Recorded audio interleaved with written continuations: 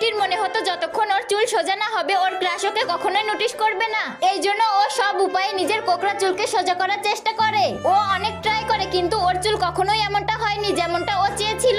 একদিন যখন ও ক্লাসে বসেছিল ওর বন্ধু দৌড়ে আসে আর বলে জিনি তার চুল পার্মানেন্ট ভাবে স্ট্রেট করেছে। যখনই মেয়েটি এটা শুনে ও দৌড়ে জিনির ক্লাসে যায়। যখন ও জিনি স্ট্রেট চুল দেখে ও চমকে যায়। জিনি হাসে আর বলে আমি ম্যাজিক স্ট্রেট পাম নিয়েছি, এটা নরমাল পাম না, কোরিয়ার সবচেয়ে নাম্বার 1 পাম। মেয়েটি দ্রুত অ্যাড্রেস চায় কিন্তু যখনই এটার দাম শোনে 1 লাখ টাকা তখন ওর হুঁশি উড়ে যায়। ঘরে গিয়ে তার সব জমানো টাকা বের করে কিন্তু গোনার পর দেখে ওর কাছে 50,000 টাকাও ছিল না। নিরাশ হয়ে ও ভাবে হয়তো ওর চুল কখনোই এমনটা হবে না যেমনটা ও চেয়েছে। তখনই কিসমত নিজের জাদু দেখায়। যে সেলুনে ও তার চুল স্ট্রেট করতে চেয়েছিল ওই সেলুনটা তার ক্লাসমেটের মায়েরই ছিল। পরদিন ও তার ক্লাসমেটের সাথে সেলুনে যায়। ওর মা হেসে বলে যতদিন আমার ছেলের পা ভালো না হবে আর ততদিন যদি তুমি ওর খেয়াল রাখো তাহলে আমি তোমার চুল ফ্রিতে